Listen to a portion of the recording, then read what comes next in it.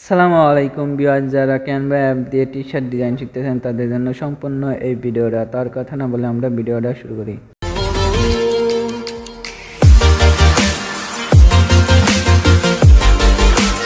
তো প্রথমে আমরা ক্যানভা অ্যাপের মধ্যে এসে সার্চ বারে লিখে দেবো টি-শার্ট।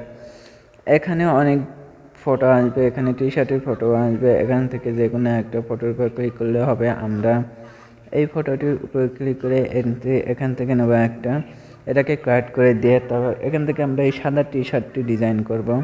এখানে আপনারা ভালোভাবে এটাকে সুন্দর মতো বসিয়ে দেন, বা এটার ব্যাকগ্রাউন্ডও আপনারা চেঞ্জ করতে পারেন, চাইলে চেঞ্জ করতে পারেন। আমরা এটাকে সুন্দর মতো বসিয়ে নেওয়ার পর এখান থেকে এই টি চিহ্ন লেখা দেখছেন, এটার উপর ক্লিক করে আমরা এখানে অনেক ধরনের নামের লোগোর ডিজাইন দেখতে পাচ্ছেন। এখান থেকে যে কোনো একটা নেব, আমরা এটা নেব প্রথমটাই। আমরা এটাকে ছোট্ট করে জুম করে এটাকে সুন্দর করে টি শার্টের মাঝখানে বসিয়ে দেব। এখান থেকে আরেকটু আমরা জুম করে নেব। তারপর এখান থেকে আরেকটু নিচে দিয়ে এখানে এই এস নামের লোগো লেখা দেখতেছেন, এটাকে আমরা নেব। এটাকে আমরা টি শার্টের ডিজাইনের মধ্যে রাখবো। এটাকে আমরা জুম করে ছোট করে নেব।